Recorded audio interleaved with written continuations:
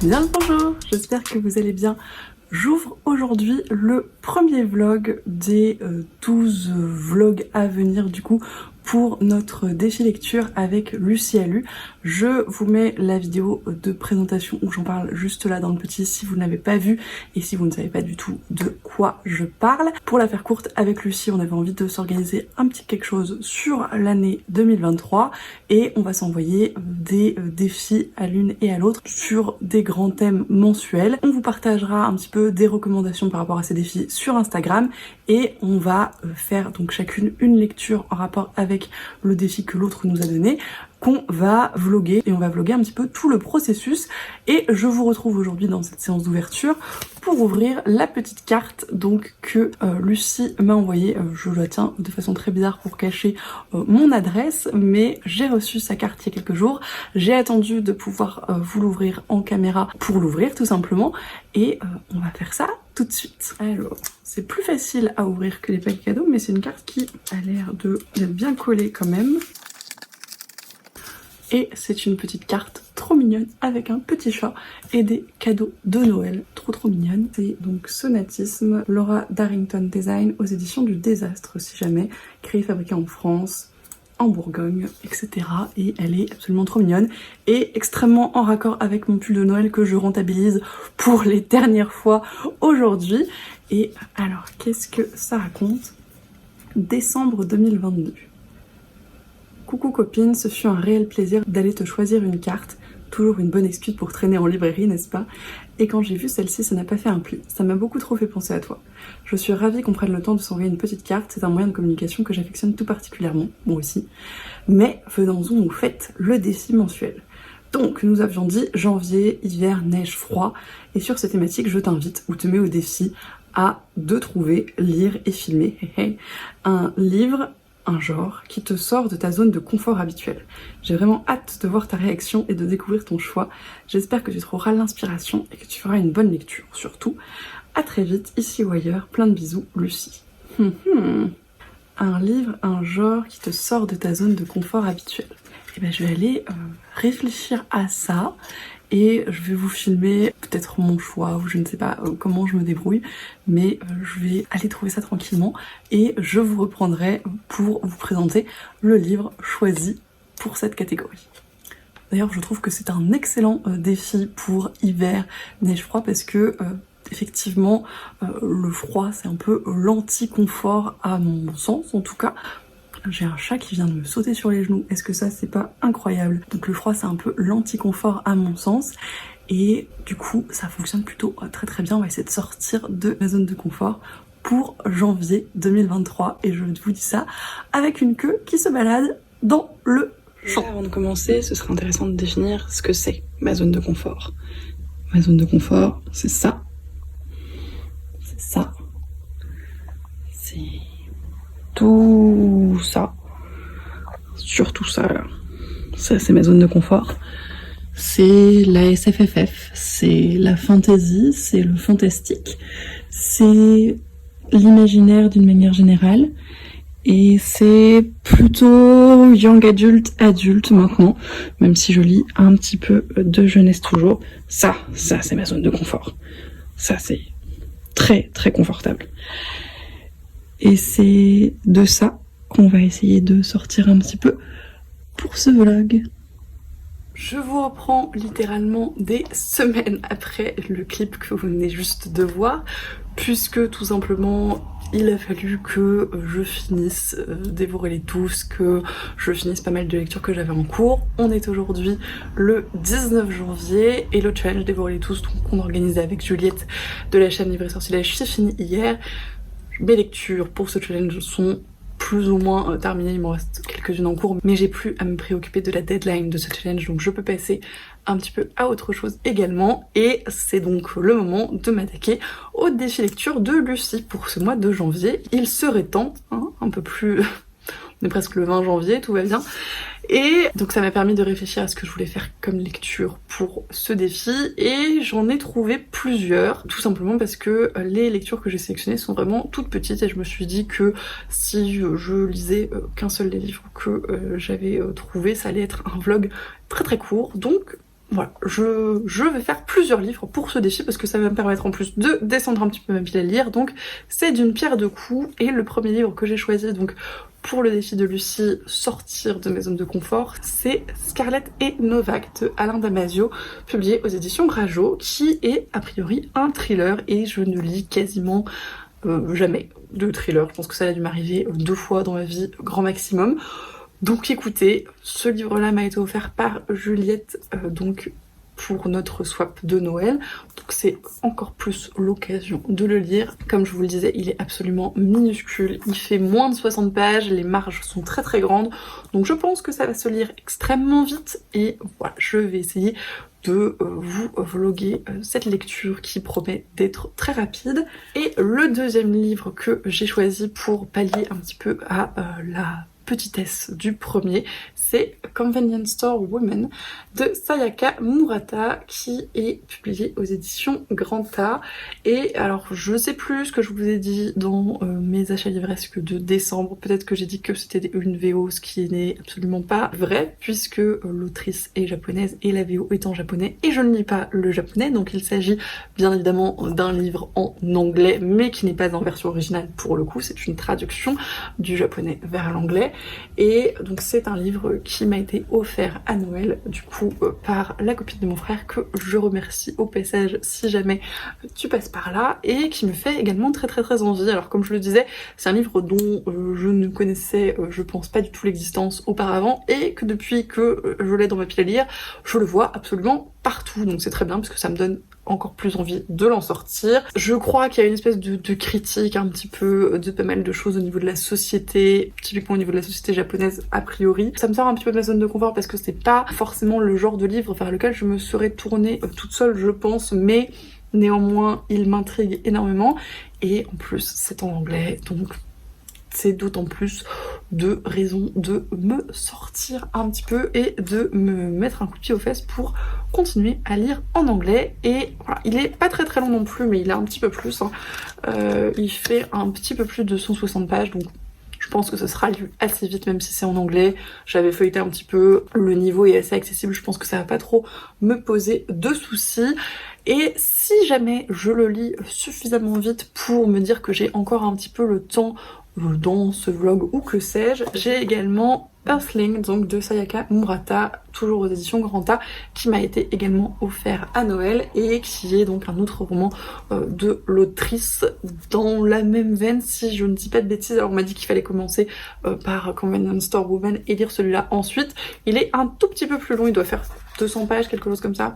Il fait 240 pages, donc il est pas non plus très gros, mais je me dis quoi, si j'ai le temps et l'opportunité, ça pourrait être un vlog défi lecture à 3 livres, ça ferait toujours 3 livres de moins dans ma pile à lire, et voilà, encore une fois, c'est des livres qui m'intriguent beaucoup, qui me permettraient de sortir gentiment de ma zone de confort, et voilà. Donc j'ai bon espoir de lire au moins ces 2 premiers livres pour ce vlog, et peut-être au moins d'attaquer peut-être celui-ci également.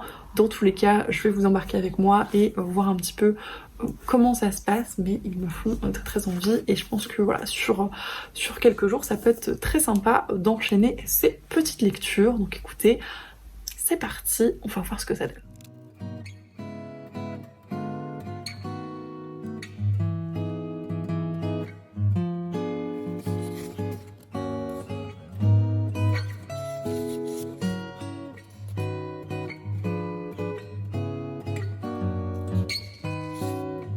Je vous reprends, on est vendredi après-midi, milieu d'après-midi, il commence à se faire bien plus tard que prévu pour vous faire une petite update. Alors comme prévu hier soir, j'ai bouffé Scarlett et Novak donc de Alain Damasio aux éditions Rajo que je vous ai présenté il y a très peu de temps pour vous.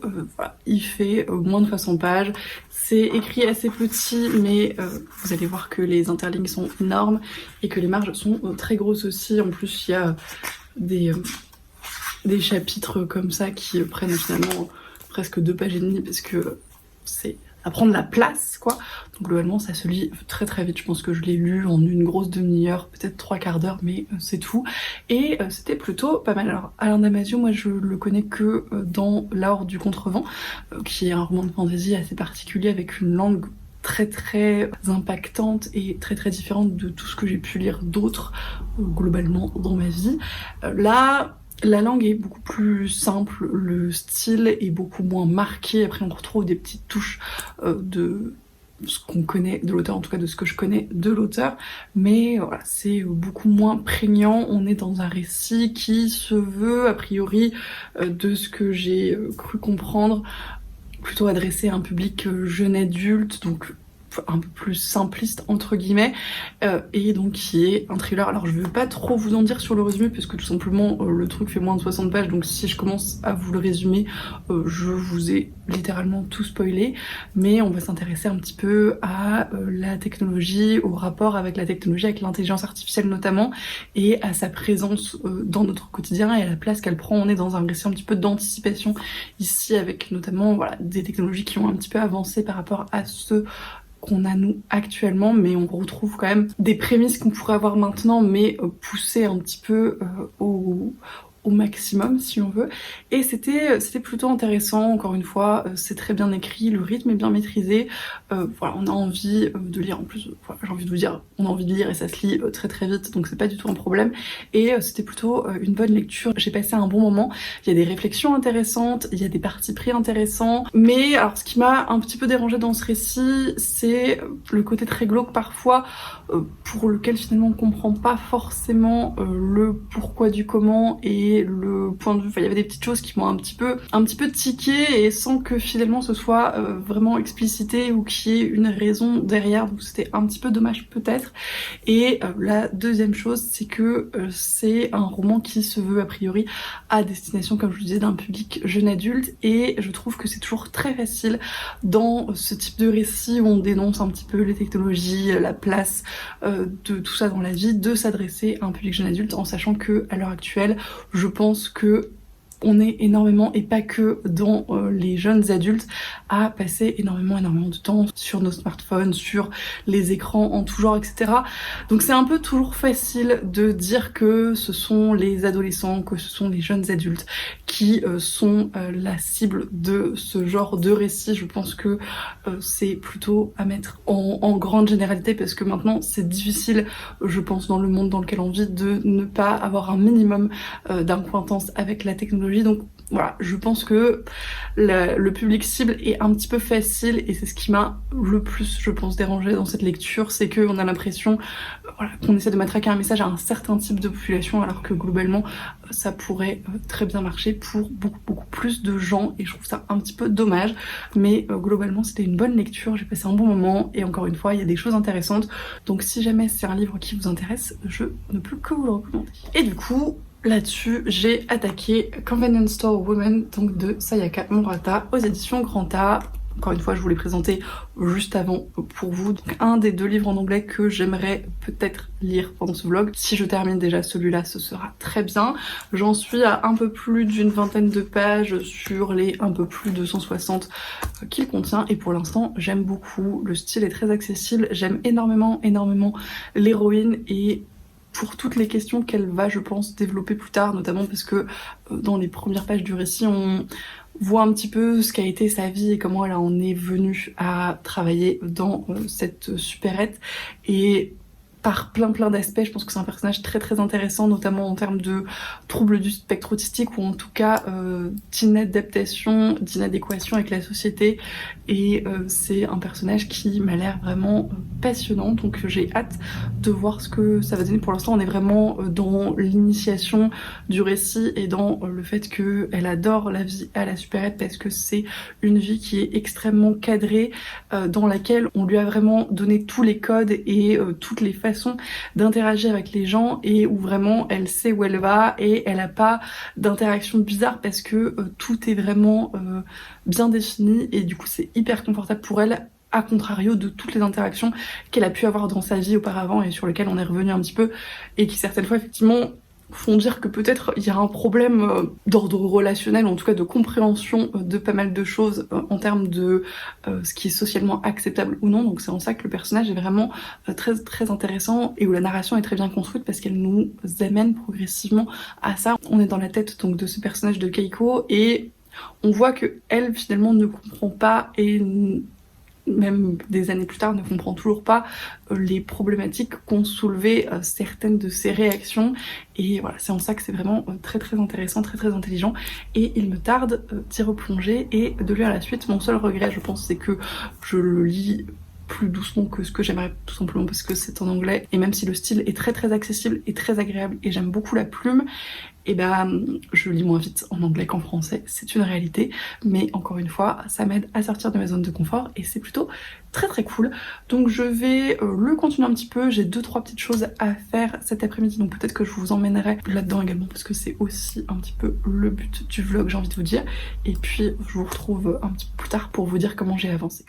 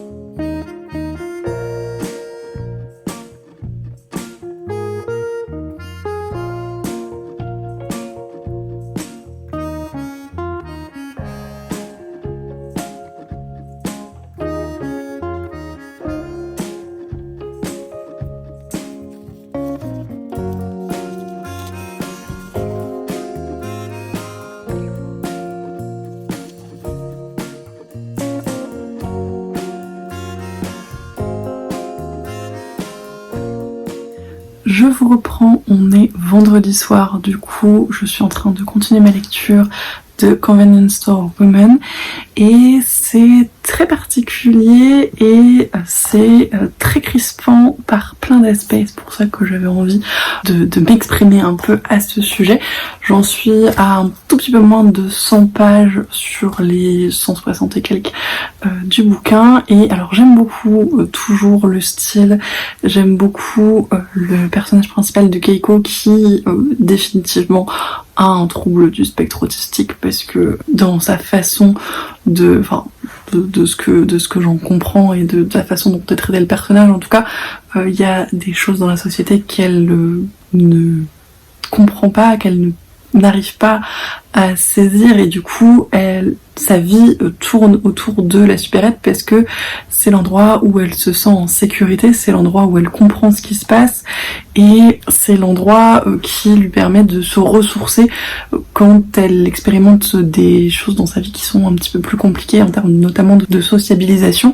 Donc c'est assez intéressant comme traitement, je trouve, et du coup le fait qu'elle soit toujours dans cette supérette 18 ans après son ouverture, et que ce soit le seul travail qu'elle ait eu, ça pose pas mal de problèmes dans son entourage, parce que, alors du coup ça se passe au Japon, je pense que c'est relativement transposable à notre culture occidentale, même s'il y a des petites variations, et notamment en termes d'importance du mariage pour les Japonais, c'est une pression qu'on a un petit peu en Occident, mais qu'on a bien moins qu'au Japon, à mon sens. Et donc sur cette question-là et sur la question aussi d'évolution dans la vie, voilà, c'est deux choses qu'on lui demande beaucoup.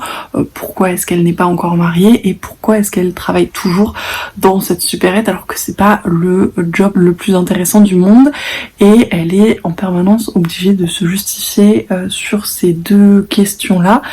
Et c'est assez intéressant parce qu'en fait on comprend bien en la suivant, en suivant son point de vue, que c'est ce qui lui permet d'être équilibrée, c'est ce qui lui permet de tenir, c'est ce qui lui permet d'avoir une vie relativement fonctionnelle avec le handicap qu'elle a, parce que vraiment à ce niveau-là de difficultés relationnelles et sociales et d'incompréhension de beaucoup de codes, c'est un handicap, et donc elle est obligée de justifier son mécanisme de survie finalement face à plein de gens au quotidien, et c'est difficile. Alors, elle le voit pas forcément dans ce sens-là parce qu'encore une fois il y a plein de codes qu'elle n'a pas, mais en tant que lecteur, voilà, c'est assez touchant de voir que elle lutte plus ou moins sur ces niveaux-là.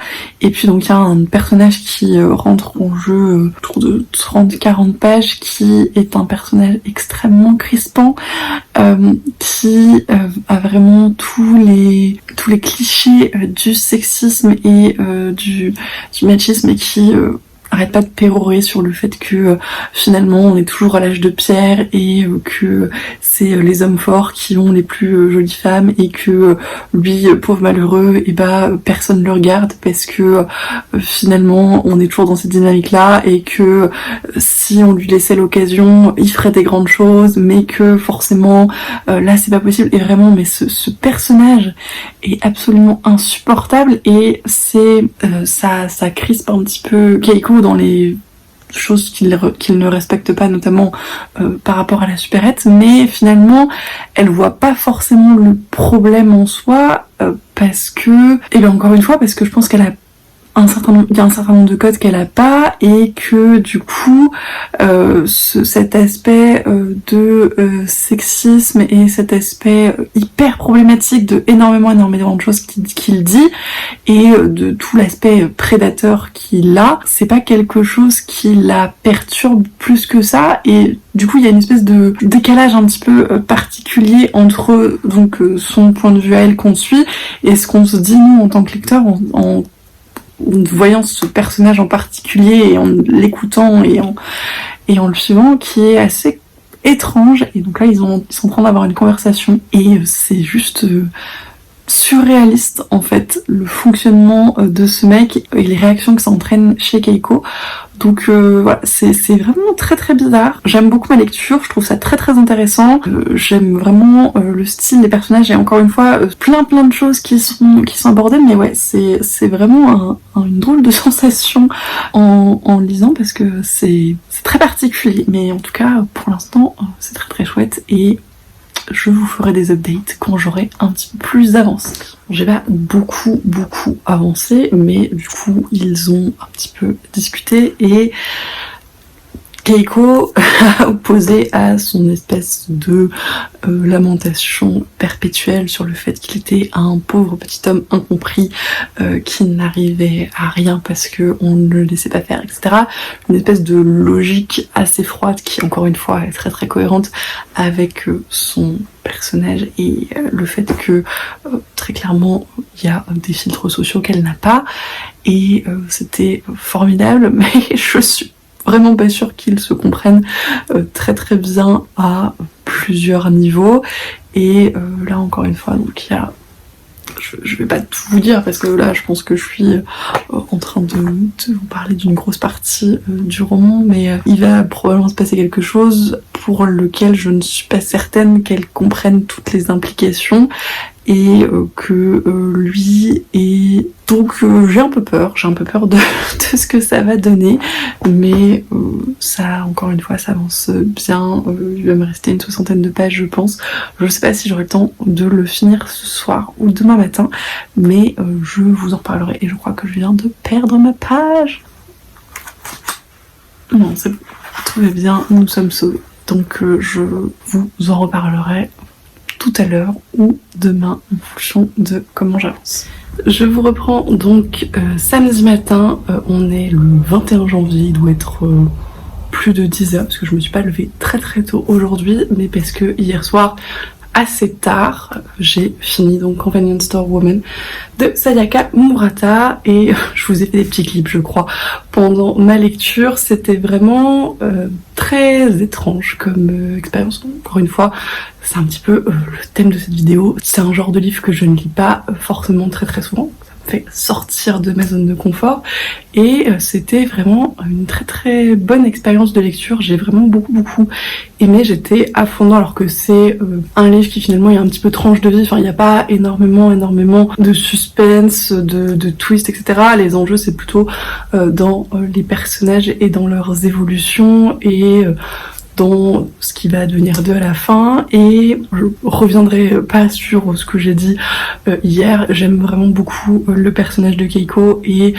tout ce qui fait qu'elle est un petit peu bizarre et en décalage avec la société et ce qui lui pose problème au quotidien et ce qui fait que finalement un petit peu tout l'enjeu du livre ça va être est-ce qu'elle va céder à la pression de la société ou est-ce qu'elle va faire ce qui lui plaît et ce qui est bon pour elle finalement et ce qui lui convient et ce qu'elle sait qu'elle peut faire et qu'elle apprécie. Donc c'est un peu tout ça et alors c'est un peu étonnant parce que la fin me convient, je trouve que la fin est bien, c'est ce que j'attendais, c'est ce que j'espérais, mais il y a un petit côté où je sais pas, il y avait peut-être un petit pas assez, mais je pense que c'est parce que c'est une fin qui est dans un sens un petit peu ouverte et que encore une fois c'est pas forcément le type de fin que je préfère forcément. Enfin c'est pas une mauvaise fin, c'est pas une fin qui me déçoit, c'est pas une fin désagréable, mais j'ai l'impression qu'il manque un petit truc. Alors je pense que c'est sur cet aspect un petit peu trop ouvert, mais globalement c'était une très bonne lecture. J'ai vraiment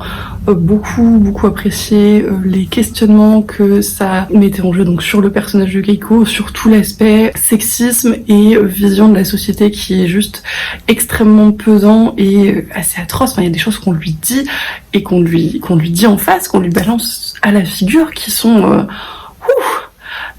vraiment difficile à encaisser. Et alors autant pour elle finalement c'est pas si grave parce que c'est un personnage qui de par sa construction, de par énormément de choses est assez froide et assez en retrait et finalement assez peu touché par tout ce qu'on lui dit, et encore heureux j'ai envie de vous dire, mais en tant que lecteur c'est pas évident parce que vraiment c'est difficile, enfin c'est des choses qui sont dites qui sont hyper dures et qui mettent encore une fois bien en exergue beaucoup de soucis sociétaux et notamment j'imagine de la société japonaise. Alors j'ai regardé à la fin du livre, ça dit que l'autrice a du coup également travaillé dans une supérette pendant 18 ans et qu'elle n'en est sortie que en écrivant son bouquin, donc a priori c'est en partie au moins autobiographique, ce que je trouve d'autant plus intéressant. Et ouais non c'est un livre qui m'a vraiment beaucoup plu.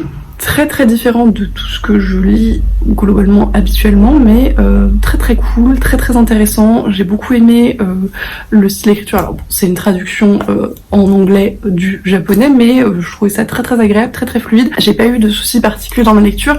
Il est plutôt court, mais vraiment je l'ai bouffé en une journée, donc j'étais bien dedans et l'anglais me posait pas de soucis, donc c'était plutôt très cool.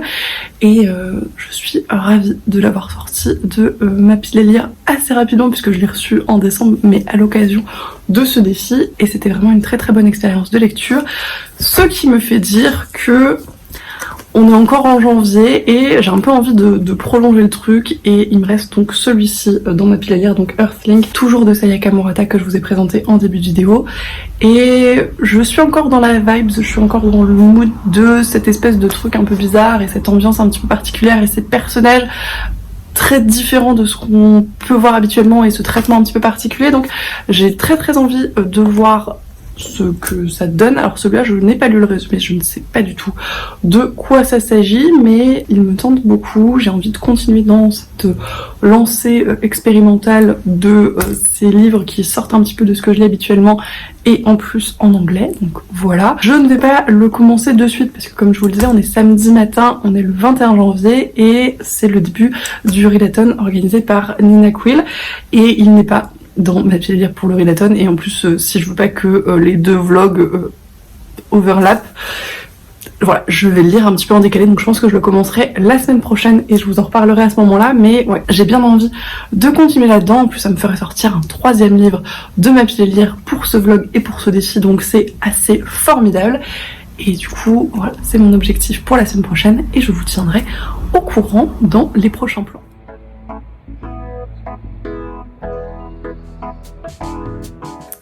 Je vous reprends, on est le mardi 31 janvier, il est presque 11h et c'est le dernier jour du coup de ce vlog, le dernier jour du défi du mois de janvier. Et hier soir j'ai attaqué bien avancé Earthlings de Sayaka Murata, du coup aux éditions Granta, le dernier livre qui me restait de mon espèce de petite pile à lire pour ce défi, donc sortir de ma zone de confort. Et donc il me reste une centaine de pages à peu près sur les 240 du bouquin. Et alors je vais pas vous dire que je passe un très bon moment parce que comme on m'avait prévenu, il y a effectivement tous les trigger warnings de la Terre dans ce bouquin et il y a des choses qui sont extrêmement glauques, assez crispantes, assez dures à lire, mais j'aime toujours autant l'écriture que dans le premier livre que j'ai lu de l'autrice. Et ça se lit très bien. Alors du coup c'est traduit du japonais à l'anglais, mais ça se lit très bien, c'est agréable, c'est accessible pour mon niveau d'anglais et c'est une lecture qui s'enchaîne assez rapidement puisque là j'ai lu presque 150 pages en quelques heures et en les enchaînant assez, donc ça s'enchaîne bien. C'est comme je le disais du coup le 2e livre que je lis de l'autrice après Convenience Store Woman et il y a des thèmes qui sont un petit peu récurrents, notamment en termes de vision par rapport à la société et au fait que les personnages de ces 2 livres ne se reconnaissent pas dans ce qu'elles pensent que la société attend d'eux. Ici on suit le personnage de Natsuki qui... alors qu'on rencontre quand elle est enfant et qu'on va suivre un petit peu quand elle va grandir également et qui donc étant enfant pense qu'elle a des pouvoirs magiques, qu'elle est pas humaine, qu'elle vient pas de la Terre et qu'elle est une alien d'une planète avec un nom fort sympathique. Et en fait c'est sa façon de se défendre contre énormément de choses extrêmement affreuses qui lui arrivent. Elle va partager un petit peu cette espèce de fantasme avec son cousin Yu, qui a aussi un vécu très compliqué et donc tous les deux vont se rapprocher par ce biais-là et vont avoir une relation un petit peu particulière. C'est extrêmement compliqué avec Natsuki dans sa famille, c'est extrêmement compliqué au niveau scolaire du fait de certaines choses qui se passent, donc finalement elle se raccroche qu'à ça et même ça, ça lui est finalement interdit parce qu'il va se passer certaines choses. On voit un petit peu comment elle va évoluer là, donc j'en suis à 140-150 pages, quelque chose comme ça, et donc là, on la retrouve quand elle est adulte et qu'elle est mariée et on voit comment elle s'est arrangée finalement avec les attentes que la société avait d'elle et dans lesquelles elle se reconnaissait pas vraiment et ce qu'elle en fait et comment elle le vit et comment ça se passe pour elle. Et c'est assez intéressant de voir une nouvelle façon de plus ou moins se plier aux demandes de la société mais sans vraiment les accepter totalement, et c'est un peu le cas dans Convenience Store Woman aussi. Et c'est vraiment un aspect que je trouve très intéressant dans ce livre. Après voilà, il y a plein de choses qui sont très difficiles, je trouve, plein de choses qui se passent qui sont vraiment très dures.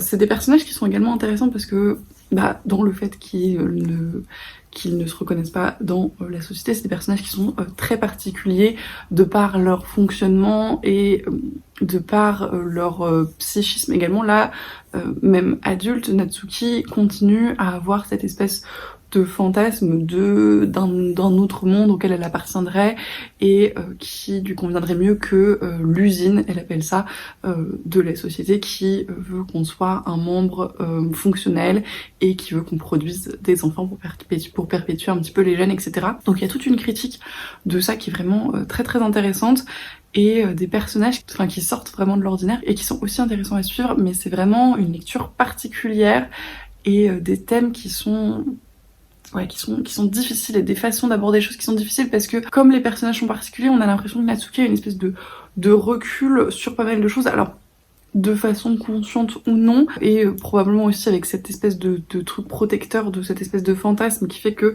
elle se sent en dehors de tout et que du coup ça la protège, etc. Et c'est le cas notamment dans des moments où il arrive des choses qui sont vraiment affreuses. Alors je veux pas vous donner tous les trigger warnings parce que c'est quand même assez spoilant, enfin il y a des choses qui apparaissent assez vite, mais il y a des choses qui sont assez spoilantes, mais si vous voulez des précisions, n'hésitez pas à m'envoyer un message et je vous répondrai sans problème. Et du coup il y a un moment où il arrive quelque chose de vraiment affreux et où le personnage de Natsuki expérimente vraiment une espèce de dépersonnalisation où elle se voit juste quitter son corps et être vraiment très très extérieure à ce qui est en train de lui arriver, encore une fois dans un mécanisme de défense, et c'est hyper bien retranscrit. Et puis tout ce qui lui arrive après de sensations de que son corps ne lui appartienne plus, qu'il y a des choses qui sont mortes à l'intérieur d'elle, etc.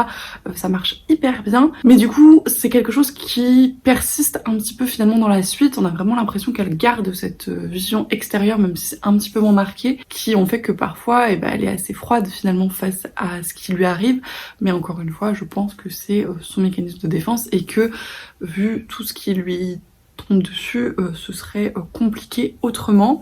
Donc voilà, c'est un très très bon livre, une lecture très très intéressante, mais je ne dirais pas que c'est une bonne lecture parce que c'est vraiment dur par certains côtés. C'était très très étonnant au début parce que les 20-30 premières pages, en fait on sait pas trop où on va. On a ces deux enfants, donc Yu et Natsuki, qui ont une relation qu'on sent effectivement un petit peu ambiguë. Ils disent que ils s'aiment, etc. Et puis on voit un petit peu tous les aspects problématiques de la vie de Natsuki et comment elle arrive à s'en défendre finalement. Mais on sait pas trop où on va, et là on continue. Alors on comprend un petit peu, comme je le disais, voilà, toute cette défense, etc. Mais là je vous dis, je suis à 140-150 pages et le dénouement est pas évident. Dans Convenience Store Woman, il y avait un petit peu plus une ligne directrice. Là c'est beaucoup moins clair, mais du coup c'est assez intéressant parce que je me laisse porter et je vais au fil de l'eau et je vois un petit peu avec tout ce qui arrive à Natsuki et comment ça se passe. Donc c'est plutôt cool. Je vais continuer à lire tranquillement ce matin. J'espère réussir à le finir aujourd'hui pour l'inclure en totalité dans ce vlog et pouvoir vous le poster ce soir parce que c'est un peu le but. J'ai commencé le montage hier, donc normalement ça devrait être possible, mais on va essayer. Et du coup, je vais avancer un petit peu et je vous reprends quand j'ai des petites updates à vous faire.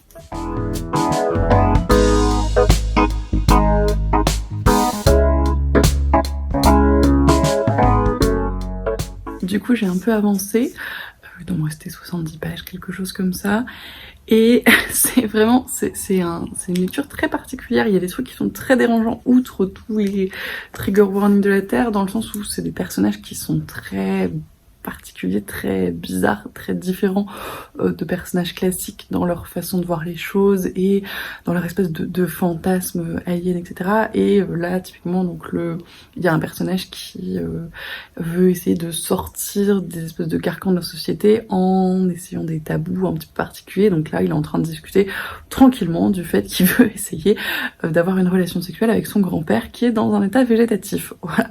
Donc t'es un peu en mode Et il y a beaucoup de choses comme ça où vraiment il y a un espèce de décalage complètement bizarre avec les choses normées, volontaires de la part des personnages, mais qui est pas du tout décrié parce que c'est comme ça qu'ils voient les choses.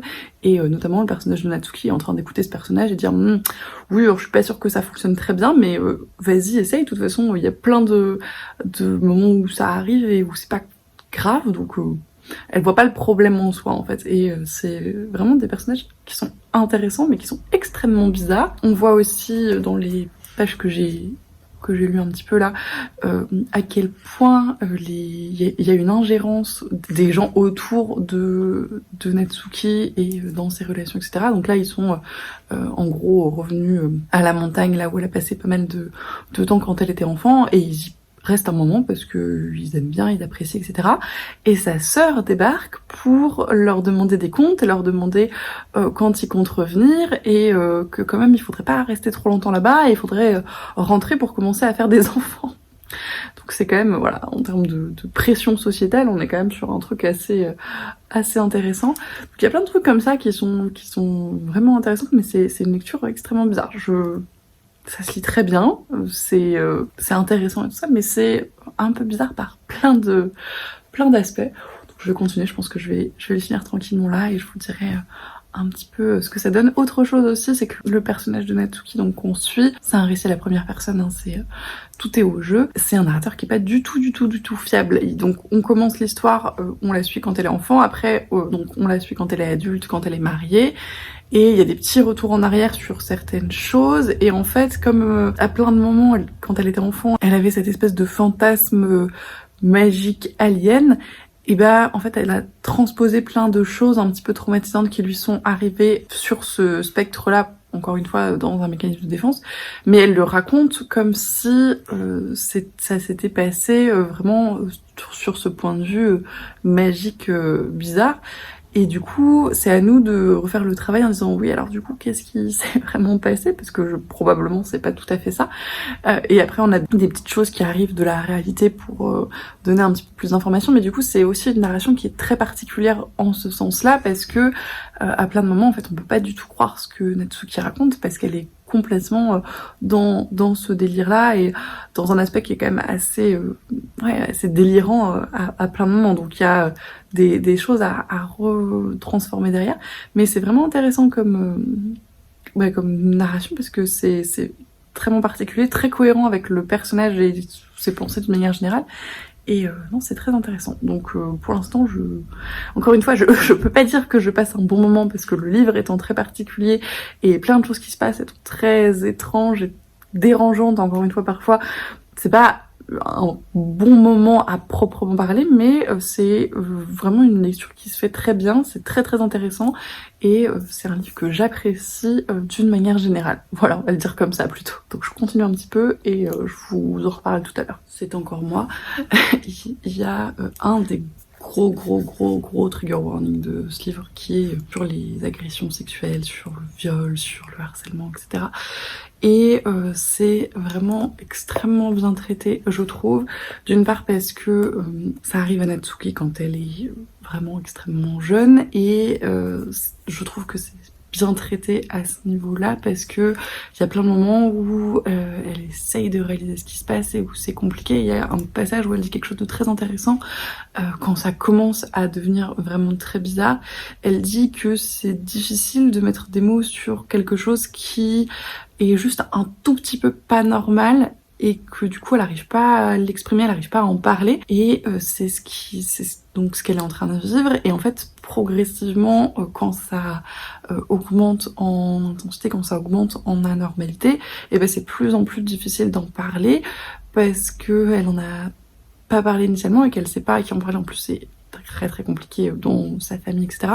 Et donc tout ça va forcément avoir des conséquences dans la suite. Il y a des choses qui vont se passer dont je ne vous parlerai pas, parce que pour le coup c'est extrêmement spoilant, encore plus que cet aspect de trigger warning. Et là donc on a fait encore une fois un bond dans le temps, et on suit toujours la Natsuki adulte, mais il y a des petits flashbacks de quand elle est à l'université, etc. et où elle a essayé de parler de ce qui lui était arrivé en fait. Et donc on a un petit peu les deux sons de cloche. Donc le premier où elle a essayé d'en parler à une autre fille qui lui a dit que en gros soit c'était un fantasme qu'elle avait eu, ça s'était pas vraiment passé, probablement ça s'était pas passé comme elle le pensait, ou c'était pas si grave, ou enfin elle racontait n'importe quoi, etc. Donc un type de réaction sympathique. Et de l'autre côté il y a une autre nana qui l'a cru, mais qui s'est fait toute une idée de la personne qui a été l'auteur des violences, l'auteur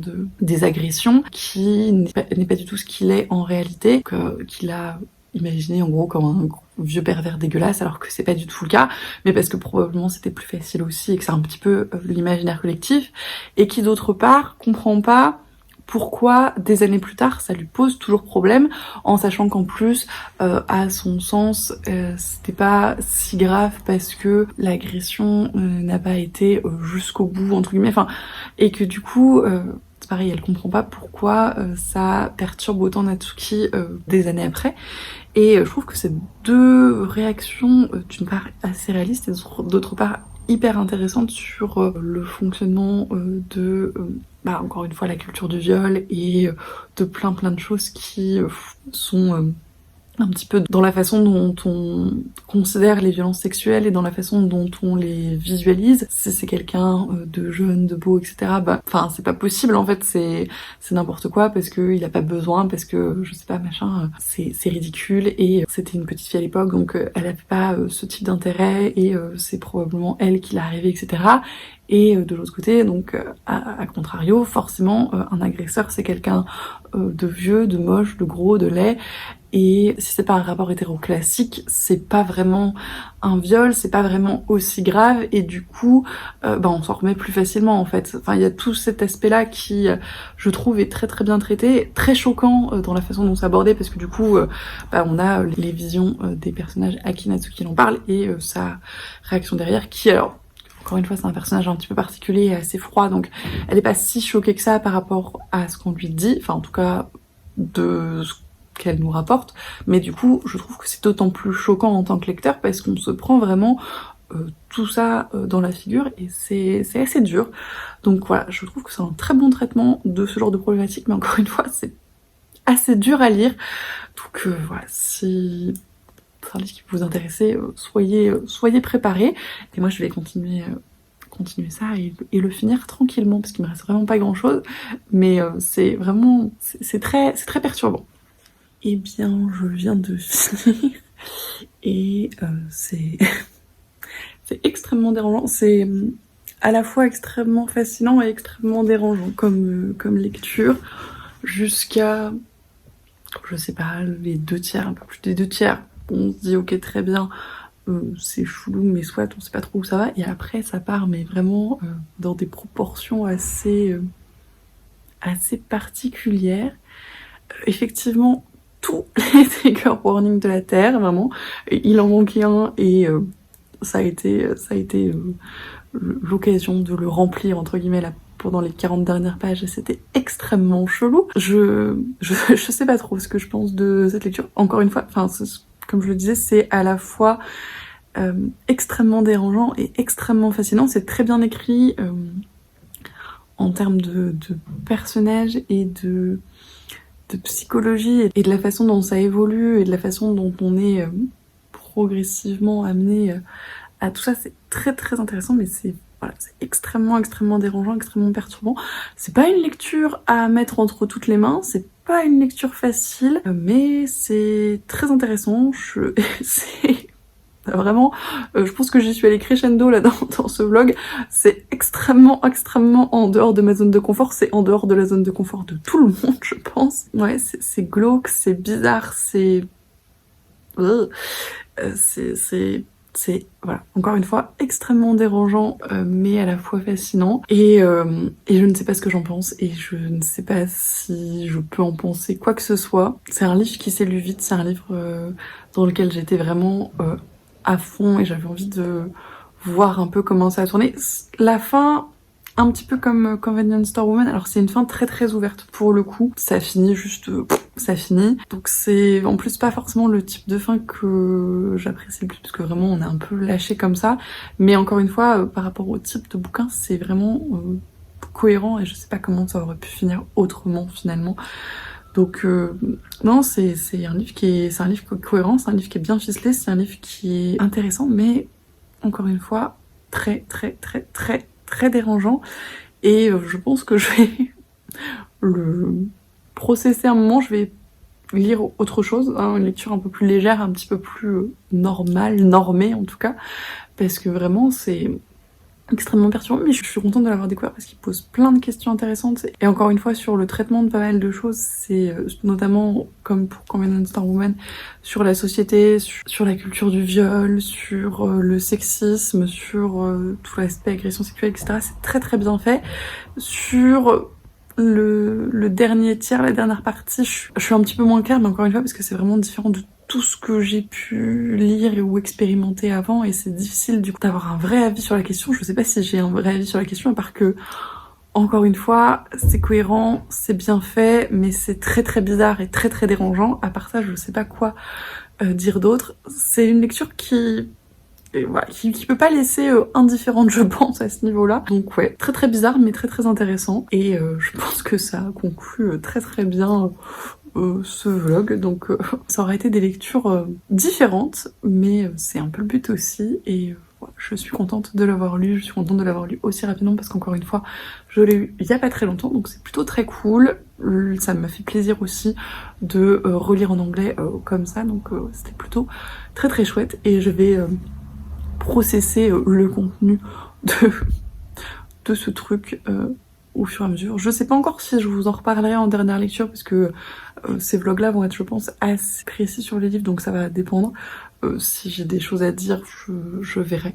Mais ouais, non, c'était une lecture intéressante. Pour le vlog dans son intégralité, pour les lectures que j'ai faites, je pense que ma préférée c'est Convenience Store Woman, tout simplement parce que c'est des thèmes, c'est des sujets que je trouve intéressants, et j'ai vraiment beaucoup aimé la façon dont c'est abordé, notamment par rapport au personnage de Keiko, qui est vraiment hyper intéressante. Après, je pense que pour les autres, je les ai appréciés mais de façon différente, et encore une fois, pour Earthling, l'appréciation est difficile à définir tellement c'est bizarre.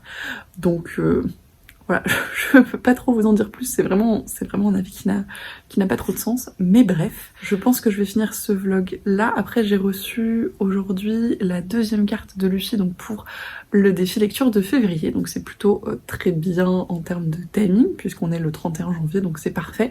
Je sais pas encore si je l'ouvre maintenant et du coup pour la fin de ce vlog, ou si je l'ouvre pour le début du prochain, je vais voir avec Lucie. Bon, Lucie a bien reçu sa carte et j'ai son feu vert, donc je vous retrouve pour ouvrir la mienne du coup et voir un petit peu quelle est la consigne pour le mois de février pour les défis lecture. Oh, elle est trop mignonne, c'est un petit écureuil.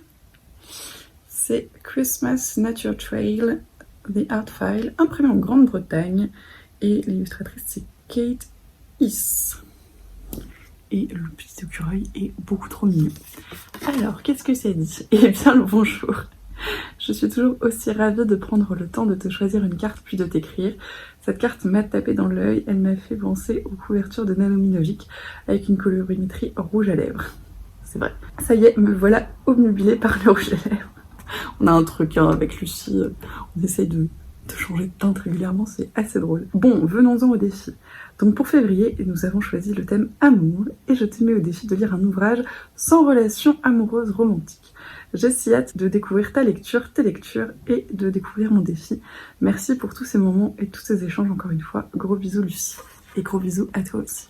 Donc un livre sans relation amoureuse romantique. Je pense que ça devrait se trouver, mais c'est plutôt cool. Je lui ai mis un truc un petit peu similaire, on voulait pas rester dans les thèmes amour classiques, donc c'est assez rigolo. Et puis je pense que je vais lire un petit peu de romance en février, donc ce sera bien de changer aussi. Donc je vais y réfléchir, et si vous avez envie de participer au défi du mois avec moi, n'hésitez pas. Je vous mettrai en lien de toute façon le vlog de Lucie qui va sortir à peu près en même temps que celui-là si vous avez envie de participer à son défi également. Comme d'habitude, n'hésitez pas à nous faire vos retours voilà, de ce que vous avez pensé des vlogs, si les défis vous plaisent, si vous y avez participé pour le mois de janvier, si vous comptez y participer en février, s'il y a des livres que j'ai présentés qui vous intriguent, qui vous inspirent dans les livres un petit peu bizarres que j'ai lus ce mois-ci. Et je vous remercie comme d'habitude pour tous vos retours, tous vos messages, c'est toujours un plaisir d'échanger avec vous.